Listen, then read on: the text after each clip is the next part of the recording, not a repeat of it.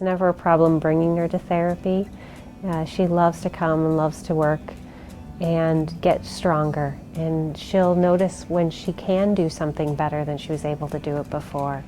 Working with children, overall, we want to work on what we call developmental milestones. So with every child that you work with, the developmental milestones that you would approach typically in that age range. So if you were working with a 3.5 to 5-year-old, you're going to look at emerging skills to prepare for school. So things like being able to write, things like being able to play like a typical child so that you can interact socially with kids your own age. And then as you get into school, very similar skills but on a higher level. An example for someone whose arm maybe doesn't work so well, we want to first work on what we call range of motion. So let's say just the right hand is kind of tight. So we're first going to work on stretching all the fingers out. And if you think about what you do every day, if you want to play a game of cards, you have to be able to pick up the card and hold the card. And in order to do that, you need your fingers to open and close. You need your forearm to turn and your wrist to move up and down. So if you can't do that and you're stuck like this, or you can't figure out how to pick up the card, that's what we need to work on so that they can participate, or a student of a young child can participate with games like their friends. Dice games are really simple and they add weight. So if you play a game and you want to start with a bigger cup, because this is a grosser grasp, then you can shake it and stir it. But the weight of the dice makes this harder. Maybe you start with 10 dice, or maybe you start with 1, and then you advance to more so that it weighs more over time.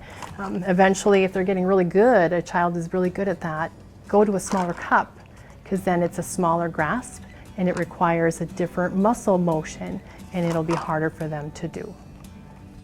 Having us make a ramp, for example, with a ball, is by manipulating blocks. He has to manipulate his body, but I also am forcing him to reach for something and grasp something and then move it. So I'm getting a lot of gross motor. Just like his arm and his leg are affected because of cerebral palsy, that goes from head to his toe. So it's not only his arm and his leg, it's also the muscles in his head and his face. So he might talk a little bit slower or have difficulty with some sounds that his tongue has to make.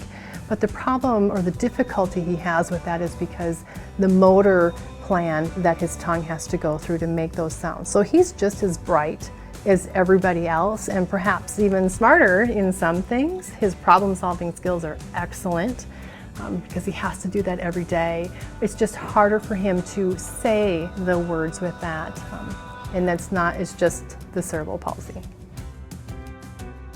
She has had multiple surgical procedures. She was primarily in a wheelchair, and now she's able to walk, and she is able to dress herself and do a lot of other activities that she couldn't have done from a wheelchair base. So it's really nice to see that progression and to see her have the capacity to be independent and be like her friends. Your team has been asked to design and develop a prototype of a new and creative toy for a child with cerebral palsy to use during occupational therapy. Your toy will help children improve their physical, cognitive, sensory, and motor skills. Use what you've learned about the symptoms of CP and how toys are used in occupational therapy to help you develop your design ideas. Your toy must also be designed so that it's useful and appropriate for all children. This is called universal design.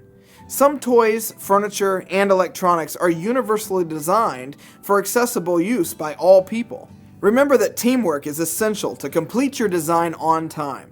Some of the benefits of working within a team include exploring ideas from multiple individuals with diverse backgrounds, sharing the workload, and collaborating to solve problems throughout the design process.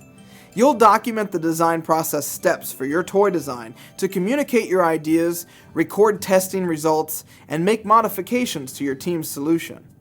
Remember to discuss and establish team norms before your design team begins work on this challenge. Good luck and have fun!